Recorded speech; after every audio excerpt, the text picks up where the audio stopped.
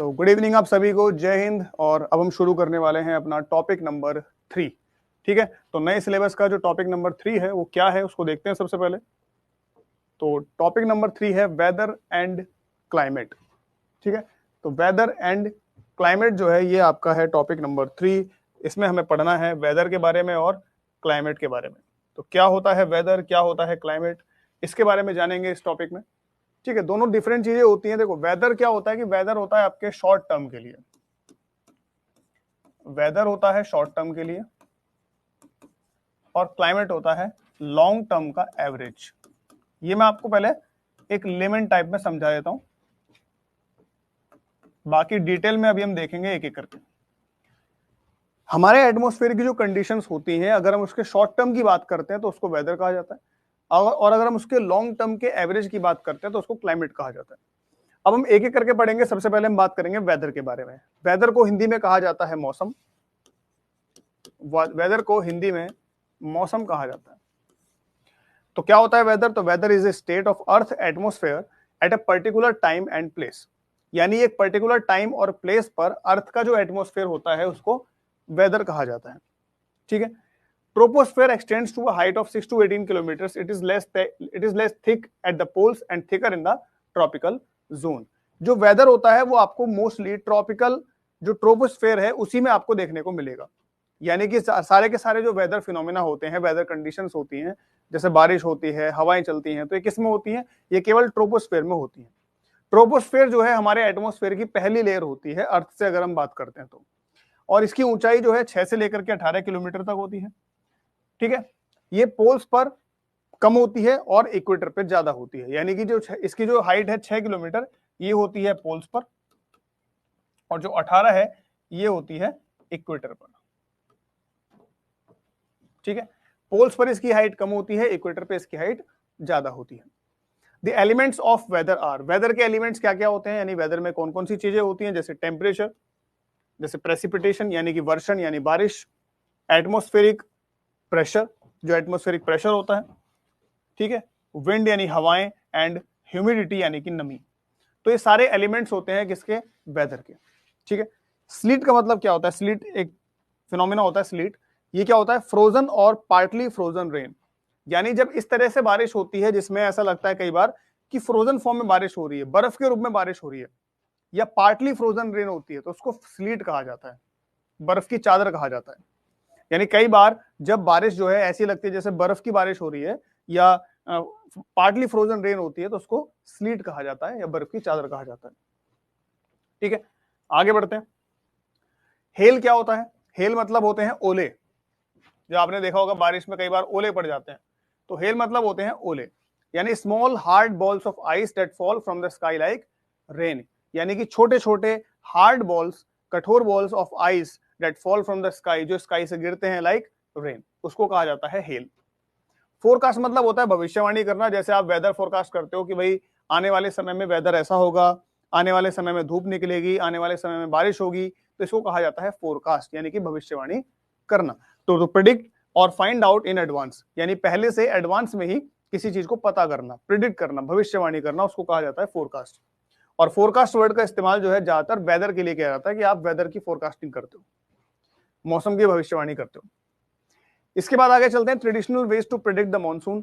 हमारे देश में जो हमारे जो पुराने लोग थे, हमारे जो पूर्वज थे, वो कई अलग अलग तरीकों का इस्तेमाल करते थे मॉनसून को प्रिडिक्ट करने के लिए, कि मॉनसून की भविष्यवाणी करने के लिए, कि बारिश आने वाली है। उसके लिए वो कुछ तरीके देखते थे, कुछ पैटर्न्स उन्होंने नोटिस किए थे कि जब भी ये चीजें होंगी तो बारिश जरूर होगी। तो ऐसे जो ट्रेडिशनल तरीके थे मॉनसून को प्रिडिक्ट करने के, वो कौन कौन से तरीके थे? तो जैसे बर्ड्स फ्लाइंग लो, यानी अगर ऐसा उनको लगता था कि चिड़िया जो है वो नीचे उड़ रही है, बहुत ज्यादा नीचे उड़ रही है, हवा में नहीं उड़ रही है, नीचे उड़ रही है, तो ये एक सिंबल होता था कि बारिश आने वाली है। उसके अलावा एंड्स कैरिंग एग्स, जो चींटियां हैं अगर वो अंडे लेकर के चल रही हैं एक तरफ, तो उसको, तो ये एक इंडिकेशन होता था बारिश का। स्क्विरल गैदरिंग नट्स, अगर जो गिलहरी हैं वो नट्स इकट्ठे कर रही हैं, तो ये एक सिंबल होता था। फ्रॉक्स क्रोकिंग लाउडली, मेंढक जो है बहुत तेज तेज चिल्ला रहे हैं, तो ये भी एक सिंबल होता था। और the opening and closing of the pine cones, और जो पाइन कोन्स होते हैं, पाइन के पेड़ पर जो एक पाइन का जो एक पौधा मतलब फल टाइप का होता है, अगर वो बार बार खुल रहा है और बंद हो रहा है, तो ये एक सिंबल होता था कि अब बारिश होने वाली है। तो यानी हमारे जो पूर्वज थे वो कुछ ऐसे तरीकों से उनको नॉलेज थी, कुछ ऐसे तरीकों की नॉलेज थी जिनसे उनको पहले ही पता चल जाता था कि भाई मानसून आने वाला है। तो इनको कहा जाता है traditional ways to predict the monsoon, की मानसून को प्रिडिक्ट करने के लिए कुछ उनके ट्रेडिशनल तरीके थे, वो ये तरीके थे। ठीक है, उसके अलावा मेट्रोलॉजी, आपको पता होगा मेट्रोलॉजी मतलब क्या होता है कि वेदर की study. Meteorology is the systematic study of weather. जब आप वेदर की स्टडी करते हो तो उसको क्या कहते हैं? मेट्रोलॉजी। तो मेट्रोलॉजी जो है वो किससे रिलेटेड है? ये वेदर से रिलेटेड है, ये मौसम से रिलेटेड है। ठीक है, आगे चलते हैं, ये वेदर से रिलेटेड है मेट्रोलॉजी। नेक्स्ट, अब हम बात करते हैं वेदर के इंस्ट्रूमेंट्स के बारे में, जो हमने भी देखे थे वेदर के एलिमेंट्स, कि वेदर के कुछ एलिमेंट्स होते हैं। तो कौन कौन से एलिमेंट्स होते हैं वेदर के, उनको देखते हैं जरा। सबसे पहले बात करते हैं टेम्परेचर की, कि टेम्परेचर क्या होता है, और टेम्परेचर के बारे में कुछ चीजें हमको समझनी है। एक मिनट,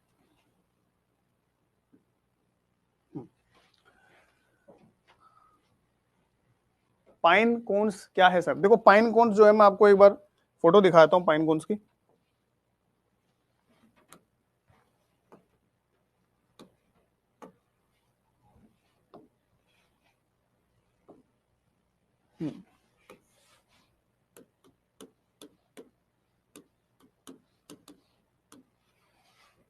पाइन कोन्स ये होते हैं, वाले आपने कई जगह देखे होंगे ना, ये वाले पौधे, मतलब ये वाले पेड़ जिन पे ऐसा एक फल टाइप का लग जाता है।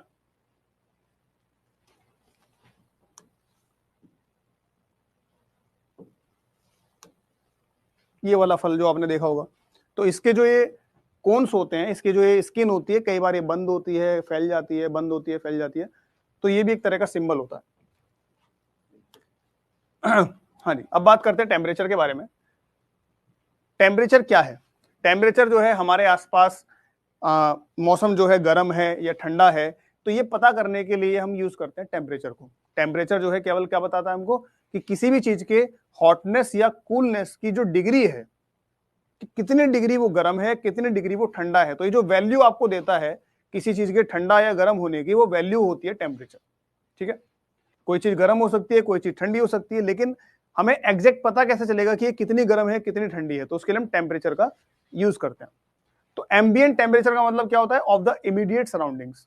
यानी अगर हम अपने आसपास की सराउंडिंग्स की बात करते हैं कि हमारे आसपास का टेम्परेचर कैसा है, तो उसको कहा जाता है एम्बिएंट टेम्परेचर। यानी एम्बिएंट टेम्परेचर का मतलब है कि हमारे जो इमीडिएट सराउंडिंग्स है, हमारे जो तुरंत, हमारे जो बिल्कुल आसपास का जो एरिया है, उसका टेम्परेचर क्या है, तो उसको कहा जाता है एम्बिएंट टेम्परेचर। स्टैटिस्टिक्स क्या होता है? स्टैटिस्टिक्स होता है डेटा को इकट्ठा करना, कि आपके पास कुछ डेटा है टेम्परेचर का, कि यहाँ पे ये टेम्परेचर है, यहाँ पे ये टेम्परेचर है, तो डेटा को इकट्ठा करना।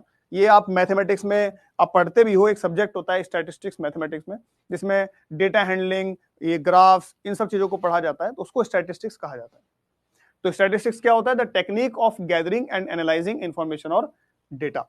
यानी कि डेटा या इंफॉर्मेशन को इकट्ठा करना और उसको एनालाइज करना क्या कहलाता है? स्टैटिस्टिक्स कहलाता है। ठीक है, रेंज ऑफ टेम्परेचर का मतलब क्या होता है? रेंज ऑफ टेम्परेचर, इसका मतलब होता है कि किसी जगह पर जो मैक्सिमम टेम्परेचर है और जो मिनिमम टेम्परेचर है, उसका डिफरेंस क्या है। मान लीजिए कोई जगह है, कोई ए जगह है, वहां पे मैक्सिमम टेम्परेचर जो है वो जाता है आपका 45 डिग्री सेल्सियस, और मिनिमम टेम्परेचर जो है वहां पे वो जाता है 18 डिग्री सेल्सियस। तो अगर हम बात करेंगे रेंज की, तो इसकी रेंज क्या है?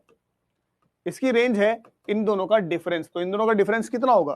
तो इसको आप माइनस करोगे तो 45 में से अगर 20 जाएंगे तो बचेंगे 25 और 2 27, तो 727 डिग्री सेल्सियस। तो रेंज का मतलब होता है कि मैक्सिमम और मिनिमम टेम्परेचर का डिफरेंस, उसको कहा जाता है रेंज ऑफ टेम्परेचर। तो difference between maximum temperature and minimum temperature during a particular period, उसको कहते हैं हम range of temperature. Mean daily temperature का मतलब क्या होता है? कि एक दिन का एवरेज टेम्परेचर क्या है। अब एवरेज कैसे निकाला जाएगा? तो एवरेज ऐसे निकाला जाएगा कि जो मैक्सिमम टेम्परेचर है और जो मिनिमम टेम्परेचर है उसका एवरेज। यानी इसका अगर हमें एवरेज निकालना हो, अगर हमें इसका एवरेज टेम्परेचर निकालना हो, तो क्या होगा कि दोनों का एवरेज निकालना है। तो 45 प्लस 18 डिवाइड बाई 2 कितना आएगा? 45 प्लस 18 डिवाइड बाई 2, 45 और 18 को ऐड करोगे तो कितना आएगा? 45 और 10 55, 55 और 8 63, 63/2, 63/2 कितना आएगा? 31.5 ये आएगा 31.5 डिग्री सेल्सियस। तो इसका एवरेज टेम्परेचर है 31.5 डिग्री सेल्सियस।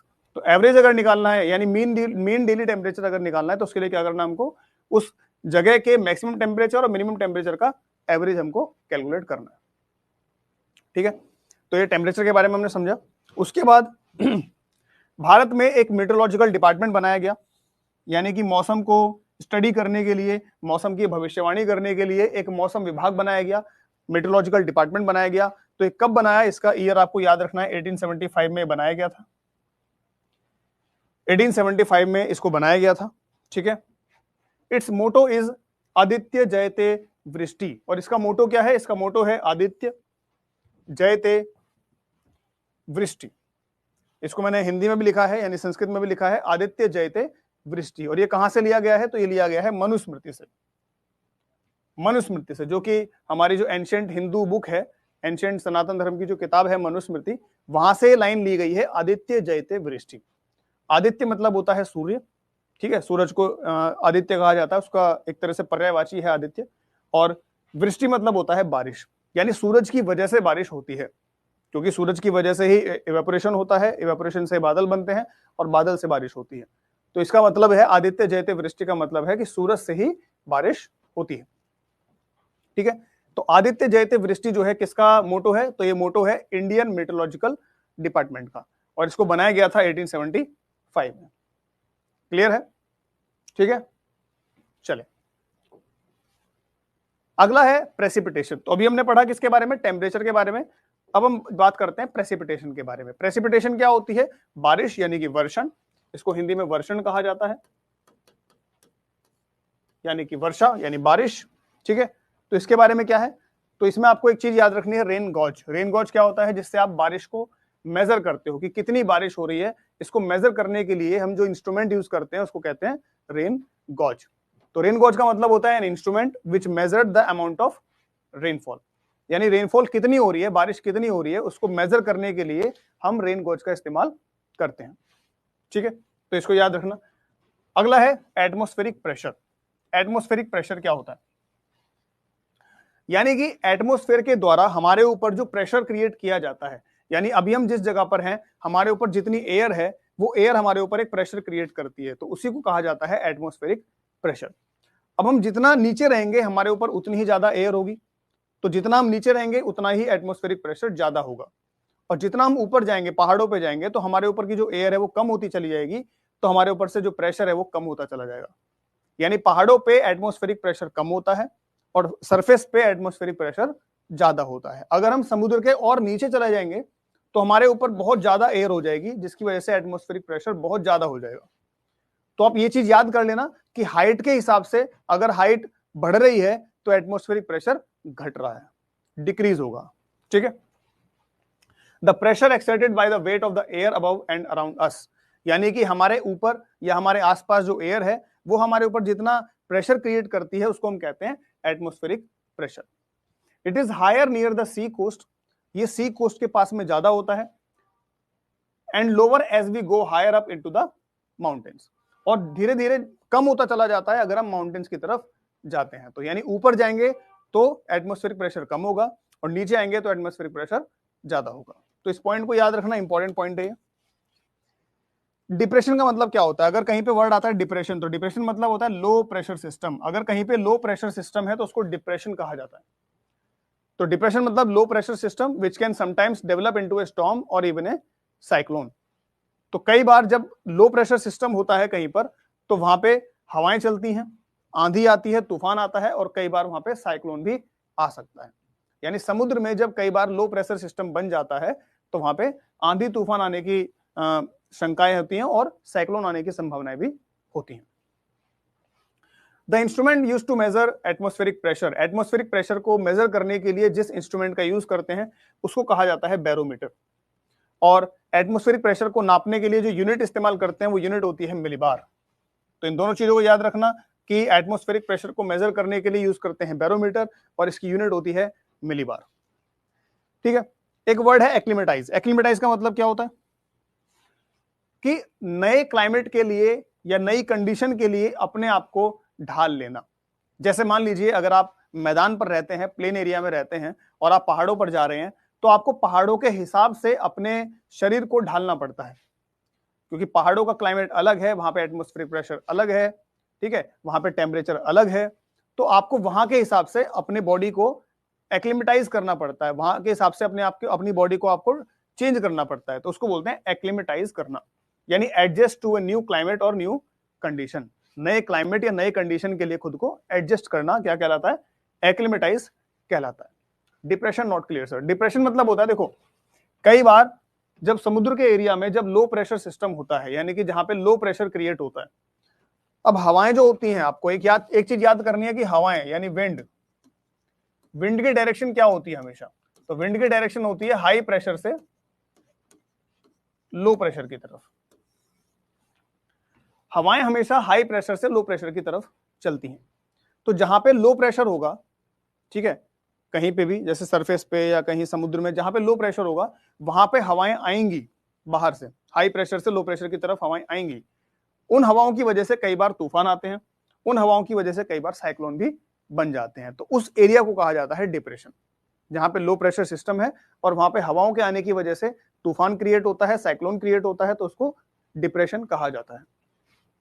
ठीक है, एक्लिमेटाइज का मतलब समझ में आ गया कि नए क्लाइमेट या नए कंडीशन के लिए खुद को एडजस्ट करना क्या कहलाएगा? एक्लिमेटाइज कहलाएगा। खारदुंगला जो है एक जगह है, खारदुंगला आपको याद रखना है कहां पर है? लद्दाख में है, बस इतना ही याद रखना है, क्योंकि इससे रिलेटेड कुछ फैक्ट दे रखा है एनसीईआरटी में, तो आपको बस इतना ही याद रखना है, खारदुंगला कहां पर है? लद्दाख में है। आगे बढ़ते हैं, अब बात करते हैं विंड की। तो मैंने अभी आपको जो बताया था विंड के बारे में, कि विंड की एक खास बात होती है क्या, कि विंड हमेशा जो है हाई प्रेशर से लो प्रेशर की तरफ चलती है, high pressure to areas of low pressure, यानी विंड की डायरेक्शन हमेशा क्या होगी? High pressure to low pressure area. Wind vane क्या होता है? विंड वेन एक ऐसा डिवाइस होता है जो हवा की डायरेक्शन बताता है, इसको याद रखना, direction of the wind. Wind vane जो होता है वो डायरेक्शन ऑफ द विंड बताता है, हवा की डायरेक्शन को बताता है, और एनीमोमीटर जो होता है वो हवा की स्पीड बताता है, स्पीड ऑफ द विंड। तो हवा की स्पीड अगर पूछे तो आपको बताना है एनीमोमीटर, और हवा की डायरेक्शन आपसे पूछे तो बताना है आपको विंड वेन, और विंड वेन को ही कहा जाता है विंड सॉक। ठीक है, विंड वेन को ही विंड सॉक भी कहा जाता है। आपको विंड सॉक दे दिया अगर एग्जाम में, तो आप कंफ्यूज मत होना, उसका मतलब वही है विंड वेन। नेक्स्ट, इसके बाद बात करते हैं ह्यूमिडिटी की। ह्यूमिडिटी मतलब होता है नमी, या इसका एक और नाम होता है आर्द्रता। वैसे इसका नाम तो आर्द्रता ही होता है, आसान भाषा में इसको नमी कह देते हैं। क्या मतलब है इसका? कि हवा में जो वाटर वेपर की मात्रा होती है, पानी की मात्रा होती है, उसको नमी कहा जाता है या आर्द्रता कहा जाता है। यानी कि it refers to the amount of water vapour present in the air. वही मैंने आपको बताया कि एयर के अंदर जो वाटर वेपर प्रेजेंट होता है उसको नमी कहा जाता है। अगर वाटर वेपर ज्यादा है एयर के अंदर तो नमी ज्यादा है, ह्यूमिडिटी ज्यादा है, और अगर वाटर वेपर कम है एयर के अंदर तो इसका मतलब ह्यूमिडिटी कम है। ठीक है, When water evaporates, it causes a cooling effect. यानी जब पानी इवेपोरेट होता है, किसी जगह पे अगर पानी इवेपोरेट हो रहा है तो वहां पे आपको ठंडा इफेक्ट होगा, क्योंकि वहां से पानी जो है इवेपोरेट होकर के हीट के रूप में वहां से जा रहा है, तो वहां से हीट रिलीज हो रही है। तो जब किसी जगह से हीट रिलीज होगी तो वहां पे आपको कैसा महसूस होगा? वहां पे आपको ठंडा महसूस होगा। और अगर किसी जगह पर हीट आएगी तो वहां पे आपको गर्म महसूस होगा।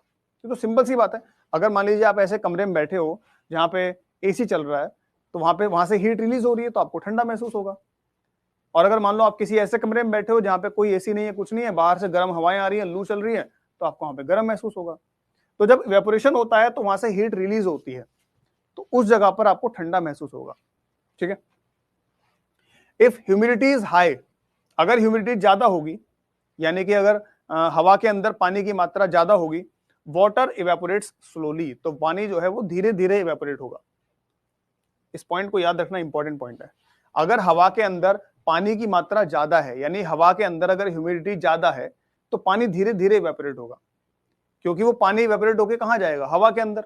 लेकिन हवा के अंदर पहले से ही पानी बहुत ज्यादा है, तो जगह नहीं है इतनी, तो जगह नहीं है तो पानी जो है बहुत धीरे धीरे इवेपोरेट होगा, जो पानी के इवेपोरेट होने की स्पीड है बहुत ज्यादा कम होगी। ठीक है, तो डिपेंड करता है किस चीज पे? कि पानी का इवेपोरेशन कितना तेज होगा या कितने धीरे होगा, ये डिपेंड करता है हवा के अंदर कितनी नमी है। अगर नमी ज्यादा है तो पानी धीरे धीरे इवेपोरेट होगा। इसीलिए कहा जाता है कि जब नमी ज्यादा होती है हवा के अंदर, और अगर आप अपने कपड़ों को सुखाने जाते हो छत के ऊपर, तो कपड़े बहुत देरी में सूखते हैं। तो क्यों देरी में सूखते हैं? क्योंकि कपड़ों से पानी इवेपोरेट जल्दी नहीं हो पाता है, क्योंकि हवा के अंदर पहले से नमी बहुत ज्यादा होती है। और अगर नमी कम होगी तो पानी इवेपोरेट तेजी से होगा। Humidity of the air is measured as relative humidity. हवा के अंदर जो ह्यूमिडिटी हम नापते हैं उसको हम रिलेटिव ह्यूमिडिटी के तौर पे नापते हैं, उसको हम रिलेशन के तौर पे नापते हैं कि अभी ह्यूमिडिटी ज्यादा है या कम है, तो कंपेयर करके नापते हैं कि इतने से ज्यादा है, इतने से कम है, ऐसा करके। ठीक है, तो हवा के अंदर ह्यूमिडिटी जो है वो रिलेटिव ह्यूमिडिटी के तौर पे नापी जाती है।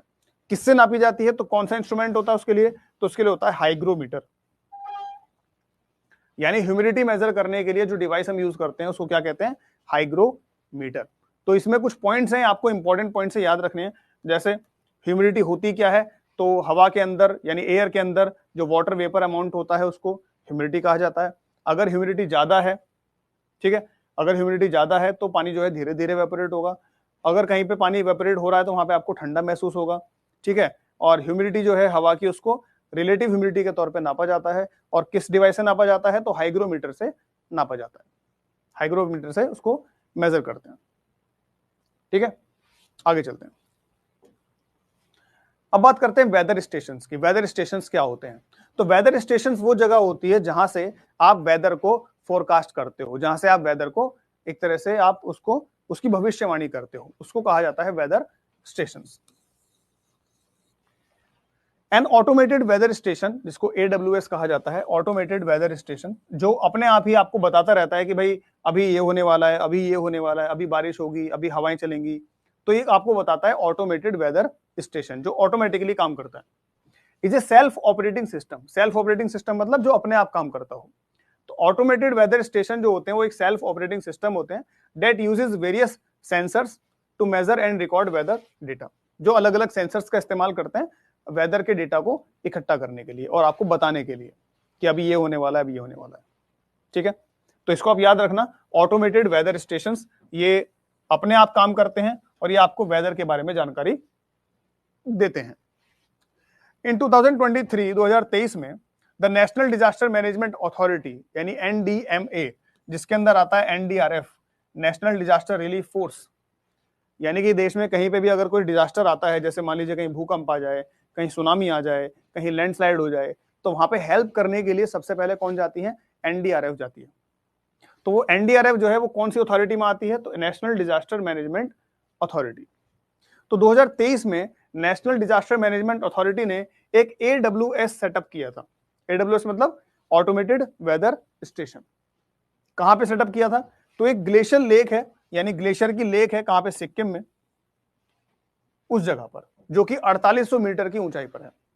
तो आपको बस इतना याद रखना है कि 2023 में NDMA ने एक AWS सेटअप करा था, कहां पे? एक लेक के ऊपर, जो कि सिक्किम में है, जो कि बहुत ऊंचाई पर है, 4800 मीटर की ऊंचाई पर है। क्लियर है बात? समझ में आ गया आपको कि NDMA ने एक ग्लेशियर लेक ऑफ सिक्किम के ऊपर एक AWS लगाया है, यानी कि ऑटोमेटेड वेदर स्टेशन सेटअप किया है। ठीक है, नेक्स्ट। अब बात करते हैं वेदर, सीजन्स एंड क्लाइमेट के बारे में, यानी तीनों के बारे में देखते हैं कि वेदर क्या होता है, सीजन क्या होता है और क्लाइमेट क्या होता है। अभी तक हमने वेदर के बारे में बहुत डिटेल में देखा चीजों को, वेदर के बहुत सारे एलिमेंट्स देखे, जैसे टेम्परेचर के बारे में जाना, जैसे हमने हवा के बारे में जाना, जैसे हमने प्रेशर के बारे में जाना, प्रेसिपिटेशन के बारे में जाना, ह्यूमिडिटी के बारे में हमने जाना अभी तक। लेकिन अभी हम बात करते हैं वेदर, सीजन और क्लाइमेट के बारे में एक साथ। तो weather is what we experience from day to day, यानी वेदर वो होता है जो हम हर दिन महसूस करते हैं, डे टू डे जो महसूस करते हैं उसको वेदर कहा जाता है। जैसे मान लीजिए आज हवा चल रही है तो आज काफी अलग वेदर है, कल बारिश हो जाए तो कल अलग वेदर हो जाएगा, परसों गर्मी हो जाए तो अलग वेदर हो जाएगा, फिर उसके बाद जो है एकदम सूखा मौसम हो जाए, ना बारिश है ना गर्मी है ना हवा चल रही है, तो उसको वो अलग वेदर हो जाएगा। तो वेदर जो है वो आपको डे टू डे आप एक्सपीरियंस करते हो, उसको वेदर कहा जाता है। सीजन्स क्या होते हैं? सीजन्स मतलब ऋतुएं, यानी जो अलग अलग फेज आते हैं एक साल में, उसको सीजन्स कहा जाता है। तो seasons recur every year, recur मतलब होता है रिपीट होना।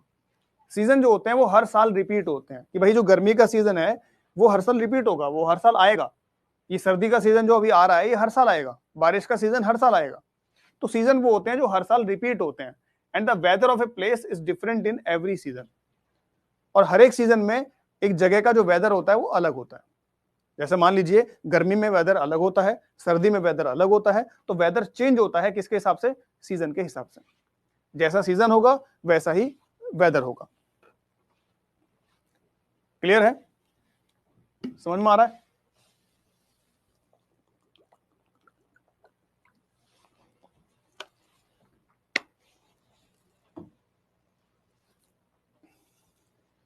तो वेदर चेंज होता है किसके हिसाब से? किसके अकॉर्डिंग? सीजन के अकॉर्डिंग। और सीजन जो है हर साल रिपीट होते हैं, और उन्हीं सीजन के हिसाब से वेदर जो है हर एक जगह का अलग अलग होता है, अलग अलग सीजन में। क्लाइमेट क्या होता है? Climate is a long term pattern of a particular region, यानी एक पर्टिकुलर रीजन का जो लॉन्ग टर्म पैटर्न है उसको क्लाइमेट कहा जाता है।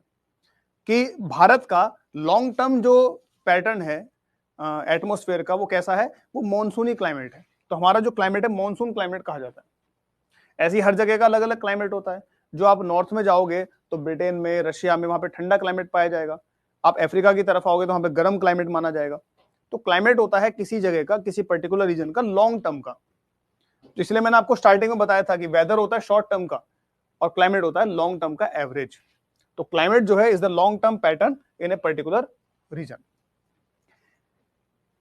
Traditionally the year is divided into 6 seasons और ऋतुज इन इंडिया। भारत में अगर हम बात करें ट्रेडिशनली तो टोटल 6 सीजन्स होते हैं एक साल में।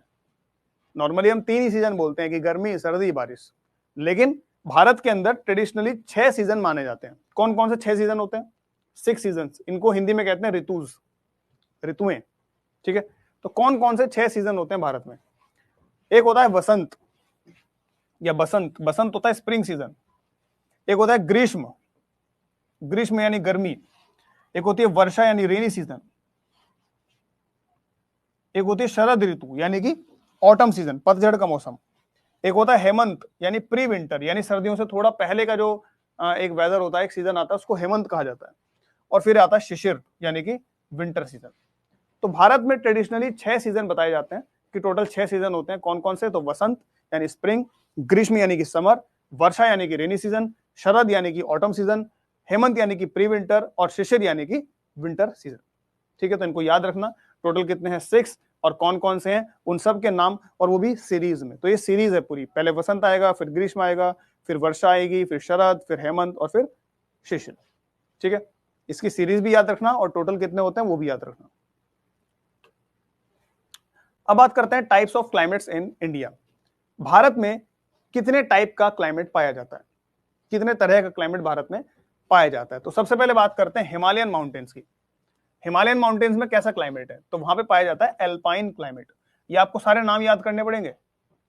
ये आपको नाम जो है सारे के सारे याद करने पड़ेंगे। सर साइंस वाले सर में तो 4 बताए थे। बेटा देखो, साइंस की किताब में अगर 4 है तो साइंस के पेपर में 4 लगा के आ जाना। इसमें सोशल साइंस में आपकी बुक में 6 बताए हैं, तो सोशल साइंस में अगर क्वेश्चन आएगा तो 6 लगा के आना। सीधी सी बात है, इसमें कोई दिमाग नहीं लगाना है, कुछ नहीं करना है। वहां अगर 4 बताए तो साइंस में 4 लगा देना, यहां अगर 6 बताए तो सोशल साइंस में 6 लगा देना। खत्म बात। ठीक है, ना आपको कुछ सोचना है ना मुझे कुछ सोचना है। जो बुक में लिखा है, जो एनसीईआरटी में लिखा है, वही आंख बंद करके मानना है, वही आंख बंद करके भरोसा करना है। ठीक है, क्योंकि वही रेफरेंस बुक है, वहीं से क्वेश्चन आएंगे, वही का आंसर माना जाएगा। तो जो मैं आपको बता रहा हूं एनसीईआरटी से, वही आपको आंसर टिक करना होगा अगर सोशल साइंस का क्वेश्चन आता है तो। ठीक है, तो ये सारे क्लाइमेट आपको याद करने हैं कि किस जगह पर कौन सा क्लाइमेट पाया जाता है। जैसे हिमालयन माउंटेन्स में कौन सा क्लाइमेट पाया जाता है? Alpine climate. तो ये क्लाइमेट आपको नाम याद करना है कि एल्पाइन क्लाइमेट भारत में कहां पाया जाता है? हिमालयन माउंटेन्स में। यहाँ पे कैसा क्लाइमेट होता है? तो कोल्ड स्नोई विंटर्स होती हैं, कूल समर्स होती हैं, यानी कि एकदम बर्फ पड़ती है विंटर्स में, और समर जो होती है वो भी ठंडी होती है। एल्पाइन वर्ड कहां से आया है? तो एल्पाइन वर्ड आया है एल्प्स माउंटेन से। जो एल्प्स माउंटेन्स होते हैं यूरोप में, उससे वर्ड आया है एल्पाइन। ऐसे ही लोअर इन द हिमालय, यानी हिमालय में जब आप थोड़ा नीचे आओगे तो वहां पे कैसा क्लाइमेट है? तो वहां है टेम्परेट क्लाइमेट। टेम्परेट क्लाइमेट कैसा होता है कि winters are moderately cold, winters ठंडी होती हैं, and the summers not too hot, summer जो है वो ज्यादा हॉट नहीं होती हैं। नॉर्दर्न प्लेस में जब आप आ जाओगे, यानी कि जो ये यूपी बिहार वाला जो इलाका होता है, यहाँ पे कैसा क्लाइमेट होता है? यहाँ होता है सब ट्रॉपिकल क्लाइमेट। ये कैसा क्लाइमेट है? तो वेरी हॉट समर्स, यहाँ पे बहुत गर्मी पड़ती है, एंड कोल्ड विंटर्स, और सर्दियां भी खूब पड़ती हैं दोनों, ठीक है। और सबसे ज्यादा वीट प्रोडक्शन जो है वो इसी इलाके में होता है। थार डेजर्ट में कैसा क्लाइमेट है? तो एरिड क्लाइमेट। एरिड क्लाइमेट क्या होता है? एक्सट्रीमली हॉट डेज, यानी दिन बहुत ज्यादा गर्म होते हैं, कूल नाइट्स, रात ठंडी होती है, एंड वेरी लिटिल रेनफॉल, और बारिश कम होती है। वेस्टर्न कोस्टल स्ट्रिप, यानी जो हमारा वेस्टर्न घाट वाला जो इलाका है, वहां पे कैसा क्लाइमेट है? तो वहां है ट्रॉपिकल वेट क्लाइमेट, यानी वहां पे बारिश बहुत ज्यादा होती है ड्यूरिंग मॉनसून, ठीक है, इसलिए वहां पे वेट क्लाइमेट पाया जाता है। सेंट्रल डेक्कन प्लेटू, यानी जो डेक्कन प्लेटू है हमारा, वहां पे कैसा क्लाइमेट है? Semi arid climate. ये क्या होता है सेमी एरिड क्लाइमेट? ये हॉट समर्स होती हैं, गर्मियां बहुत होती हैं, गर्मियां बहुत गर्म होती हैं, माइल्ड विंटर्स, विंटर ज्यादा नहीं होती हैं, एंड मॉडरेट रेनफॉल, और बारिश भी ज्यादा नहीं होती है। ईस्टर्न इंडिया में और सदर्न पेनिनसुला में कैसा क्लाइमेट है? तो ट्रॉपिकल क्लाइमेट। ये क्या होता है ट्रॉपिकल क्लाइमेट? तो माइल्ड विंटर्स, यानी सर्दियां ज्यादा नहीं होती हैं, and distinct wet and dry periods, और बीच बीच में सूखे और वेट पीरियड्स आते हैं, यानी बीच बीच में ऐसे टाइम आते हैं, कई बार पूरा मौसम जो है एकदम ड्राई हो जाएगा, कई बार पूरा मौसम एकदम बारिश का हो जाएगा, तो ये उस पर डिपेंड करता है, बारिश पे, ठीक है। तो ये भारत के अलग अलग इलाकों में, अलग अलग हिस्सों में किस किस तरह का क्लाइमेट पाया जाता है, तो ये सारे आपको नाम याद करने हैं, कौन सी जगह पे कौन सा क्लाइमेट पाया जाता है आपको वो याद करना है, ठीक है। आगे चलते हैं। इसके बाद बात करते हैं फैक्टर्स डिटरमाइनिंग दी क्लाइमेट, यानी क्लाइमेट को कौन कौन से फैक्टर्स डिटरमाइन करते हैं, यानी क्लाइमेट के ऊपर किन किन फैक्टर्स का इंपैक्ट पड़ता है। क्लाइमेट के ऊपर किन किन फैक्टर्स का इंपैक्ट पड़ता है।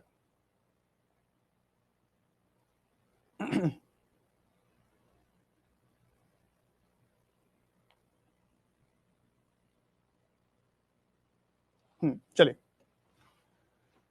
तो सबसे पहले लैटिट्यूड। लैटिट्यूड क्या होते हैं कि जो अर्थ होती है उसके ऊपर जो ये वाली लाइंस होती हैं, ये क्या होती हैं? ये होती हैं लैटिट्यूड्स। तो लैटिट्यूड से क्या फर्क पड़ता है? प्लेसेस नियर द इक्वेटर, यानी इक्वेटर के पास जो जगह होती है at low latitudes are warmer, वो कैसी होती हैं? वो गर्म होती हैं। While those near the poles, और जो पोल्स के पास होती हैं हायर लैटिट्यूड्स पर, वो कैसी होती हैं? वो ठंडी होती हैं। सीधी सी बात है, अगर क्या बोलते हैं इक्वेटर के पास में है तो गर्म है, और इक्वेटर से दूर है तो ठंडी है। एल्टीट्यूड, एल्टीट्यूड मतलब होता है हाइट। हाइट से क्या फर्क पड़ता है? The temperature decreases as the altitude increases, अगर हाइट बढ़ेगी तो टेम्परेचर क्या होगा? डिक्रीज होगा। इसका एग्जांपल है जैसे उदगा मंडलम जो है एक जगह है ऊटी, और कोयम्बटूर जगह एक और जगह है, are almost at the same latitude. ये दोनों एक ही लैटिट्यूड पर हैं, यानी एक ही लाइन पर हैं, लेकिन फिर भी the range of summer temperature in Ooty is 10 to 25 degree.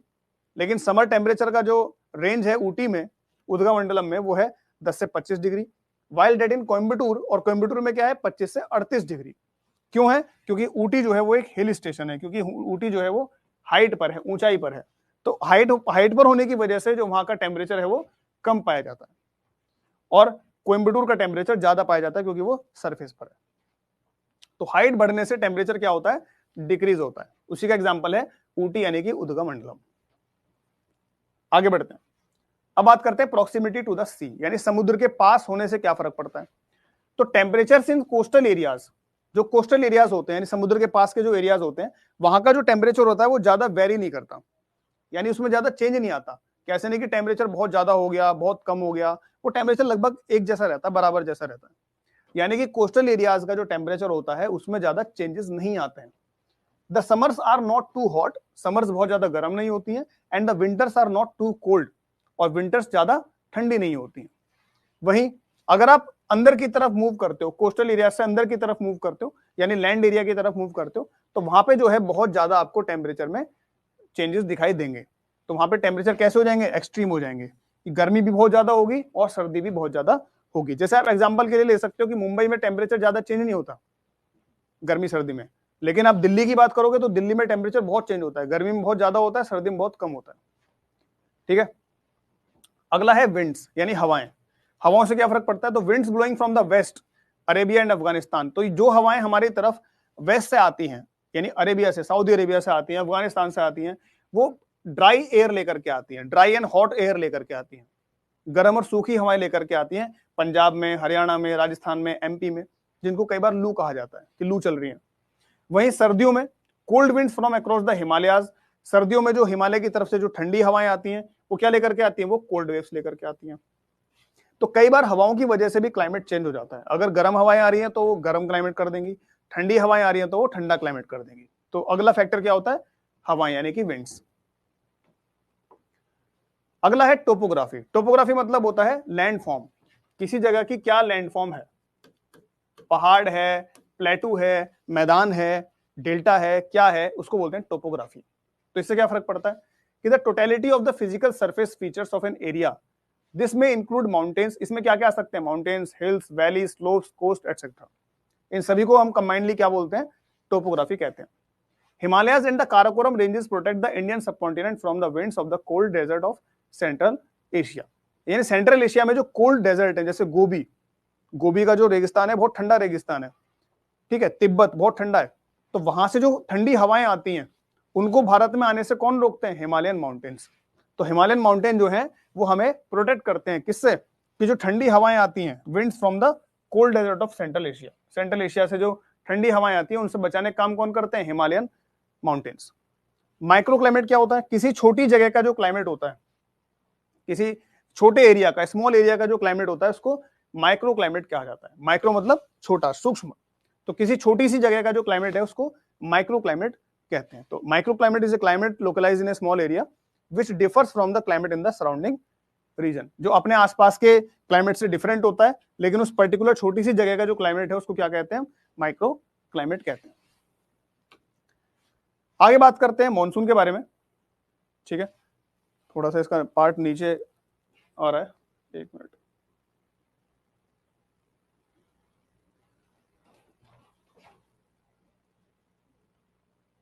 नहीं होगा ऐसे तो,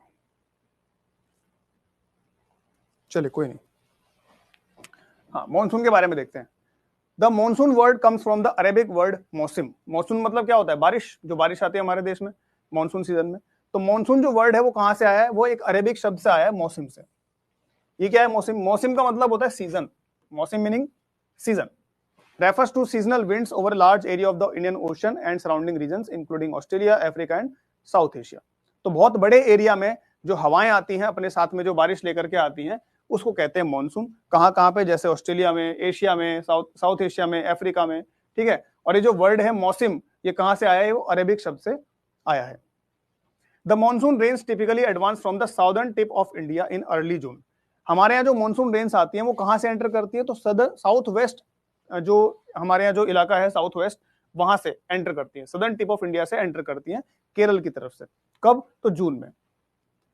this is commonly called the summer और साउथ वेस्ट मानसून। तो इसको क्या कहते हैं हम, समर या फिर साउथ वेस्ट मानसून कहते हैं। वहीं सर्दियों में क्या होता है, as winter approaches the winds reverse. सर्दियों में हवाएं उल्टी हो जाती हैं, उनकी डायरेक्शन चेंज हो जाती है, and blow from the land to the ocean, और लैंड से ओशन की तरफ चलती हैं। तो passing over the bay of Bengal collect some moisture and bring rainfall to parts of east and south India. This is called, यहाँ पे लिखा है, this is called the winter और north east monsoon। तो मैं लिख देता हूं ऊपर, इसको क्या कहा जाता है, विंटर या फिर नॉर्थ ईस्ट मानसून, क्योंकि डायरेक्शन जो है सर्दियों में चेंज हो जाती है। गर्मियों में मानसून कहां से आता है, साउथ वेस्ट से आता है। गर्मियों में जो मानसून आता है वो किधर से आता है, साउथ वेस्ट से आता है, और सर्दियों में मानसून किधर से आता है, नॉर्थ ईस्ट की तरफ से आता है। तो दो तरह के मॉनसून है, दोनों की डायरेक्शन आपको याद रखनी है उसके हिसाब से, मौसम के हिसाब से। Mawsynram located in Meghalaya. Meghalaya में जो जगह है Mawsynram, receive the highest average annual rainfall in the world. वहां पे वर्ल्ड की सबसे ज्यादा बारिश होती है। अब वैसे तो देखो चेरापूंजी है, मौसिन राम है, लेकिन अभी मौसिन राम याद रखना क्योंकि बुक में ये दिया। और कितनी होती है, तो लगभग 11 मीटर के आसपास वहां पे बारिश होती है। The monsoon have inspired many ragas in both Carnatic and Hindustani classical music. Monsoon जो है बहुत सारे जो संगीत में, सिंगिंग में जो राग होते हैं अलग अलग तरीके के, उनको इंस्पायर करते हैं मॉनसून, ठीक है। अलग अलग राग हैं कई सारे, कार्नेटिक म्यूजिक में भी हैं, हिंदुस्तानी म्यूजिक में भी हैं। ये दो म्यूजिक के टाइप होते हैं बहुत ज्यादा फेमस भारत में। और जो राग हैं बहुत सारे, उनमें से कुछ फेमस हैं, जैसे मेघ मल्हार एक राग है, और एक राग है अमृत वर्षिणी। तो ये कुछ राग हैं, इनके आपको नाम याद रखने हैं। किससे रिलेटेड है, ये मॉनसून से रिलेटेड है। Fishermen on the Konkan coast predict the onset of the monsoon when fishes that normally stays under water are seen at the surface। जो कोंकण कोस्ट के आसपास के जो मछुआरे हैं, उनको कई बार मॉनसून के बारे में पहले से पता चल जाता है। कैसे, कि जब वो देखते हैं कि जो मछलियां हैं जो ज्यादातर समुद्र के नीचे रहती हैं, वो समुद्र के ऊपर वाली जो सरफेस है वहां पे आ चुकी है, सरफेस वाटर पे आ चुकी है। तो उनको पता चल जाता है कि बारिश होने वाली है। तो ये उन्होंने पहले से एक तरीका बना रखा है बारिश का पता करने का, मानसून का पता करने का। In parts of southern India monsoon is said to arrive within 50 days after the golden shower tree blossoms. एक और तरीका ऐसा माना जाता है कि जो एक पेड़ होता है गोल्डन शावर ट्री, जब ये खिलता है, जब ये ब्लॉसम करता है, तो उसके 50 दिन बाद जो है इंडिया में मानसून आ जाता है। एक ये तरीका बताया जाता है, ये भी एक ट्रेडिशनल तरीका है। Some communities believe that when crows build their nest high on the tree tops it indicates less rainfall. कुछ कम्युनिटी ऐसा मानती है कि जब कौवे अपने घोंसले को एकदम पेड़ की ऊपर बनाते हैं, पेड़ के टॉप पे बनाते हैं, तब उसका सिंबल ये होता है कि बारिश कम होने वाली है, तो कम बारिश का सिंबल होता है। इसके बाद चलते हैं क्लाइमेट्स एंड डिजास्टर्स। तो क्लाइमेट्स एंड डिजास्टर, क्लाइमेट्स की वजह से कौन कौन से डिजास्टर आते हैं? तो साइक्लोन आते हैं। साइक्लोन के बारे में मैंने अभी आपको बताया, लो प्रेशर एरिया में होता है। एटमॉस्फेरिक प्रेशर जब बहुत ज्यादा कम हो जाता है तब साइक्लोन आते हैं, जिससे लड़ने के लिए national disaster relief force, response force जो है वो काम करती है। ठीक है। फ्लड मतलब क्या होता है? बाढ़। फ्लड मतलब जब पानी बहुत ज्यादा आ जाता है तो बाढ़ कहते हैं उसको। ठीक है। 2013 में बहुत ज्यादा एक बड़ी बाढ़ आई थी, कहाँ पे? उत्तराखंड में। ठीक। जिसकी वजह से केदारनाथ टेम्पल जो है वो डिस्ट्रॉय हो गया था। तो ये आपको ये याद रखना है कि 2013 में उत्तराखंड में एक बहुत खतरनाक बाढ़ आई थी। क्लाइमेट चेंज क्या होता है? क्लाइमेट चेंज का मतलब होता है जब क्लाइमेट धीरे धीरे चेंज होता है टेम्परेचर के बढ़ने की वजह से। तो climate change refers to significant long term changes in the climate. Since the 19th century climate change has been largely driven by human activities. 19th century में जो है हमारे खुद की एक्टिविटीज की वजह से जो है बहुत सारा क्लाइमेट चेंज हुआ है, क्योंकि हमने बहुत फॉसिल फ्यूल जलाया है, डिफॉरेस्टेशन किया है, ठीक है, एनवायरमेंट को हार्म किया है, उसकी वजह से। 2025 के स्टार्टिंग में the countries average temperature was 1 to 3 degree Celsius above normal. 2025 के स्टार्टिंग में हमारे देश का जो एवरेज टेम्परेचर है वो 1 से लेकर 3 डिग्री तक इंक्रीज हो चुका है, बढ़ चुका है, यानी क्लाइमेट चेंज हो रहा है। इसका जो एक जिम्मेदार है वो है ग्रीन हाउस इफेक्ट। जो ग्रीन हाउस गैसेज होती हैं वो टेम्परेचर को इंक्रीज करती हैं। रेजिलियंस का मतलब होता है द कैपेसिटी टू विदस्टैंड और रिकवर क्विकली फ्रॉम डिफिकल्टीज, यानी कि जो भी परेशानियां हैं उससे रिकवर करना क्या कहलाता है? रेजिलियंस कहलाता है। मिटिगेशन मतलब भी वही है कि आप उपाय ढूंढिए। The adoption of steps to help slow down global warming and reduce the cause of climate change. Global warming को खत्म करने के लिए, क्लाइमेट चेंज को खत्म करने के लिए, कम करने के लिए आप नए नए उपाय ढूंढिए, उसको कहते हैं मिटिगेशन, यानी उपाय ढूंढना। और सस्टेनेबल का मतलब होता है कि आप चीजों को इस तरीके से यूज कीजिए जो लॉन्ग टर्म में वो यूज हो सके, यानी आप कोई भी आपके पास रिसोर्स है, फॉसिल फ्यूल्स हैं, उनको आप ऐसे यूज कीजिए जो वो लॉन्ग टर्म तक भी आपके इस्तेमाल में आते रहें। ठीक है। तो इसको बोलते हैं सस्टेनेबल डेवलपमेंट या सस्टेनेबल, जो भी सस्टेनेबल टर्म है उसका मतलब ये होता है कि something which can be maintained over a long period, कि आप किसी चीज को लंबे समय तक अगर यूज करना चाहते हैं तो आपको वो सस्टेनेबल तरीके से यूज करना चाहिए। ठीक है। हाँ जी। तो ये हमारा जो टॉपिक थर्ड था जिसका नाम था वेदर एंड क्लाइमेट, वो हमारा कंप्लीट हुआ। ठीक है। तो ये जो मैंने आपको अभी पढ़ाया है इस टॉपिक के बारे में, वेदर एंड क्लाइमेट के बारे में, इसको आप एक बार रिवाइज करिएगा क्योंकि इसमें बहुत सारे टर्म्स हैं। ठीक है। इसको आप एक बार पढ़िएगा और नेक्स्ट क्लास में मिलते हैं। तब तक के लिए आप लोग पढ़ते रहें, मस्त रहें। गुड बाय, टेक केयर, जय हिंद।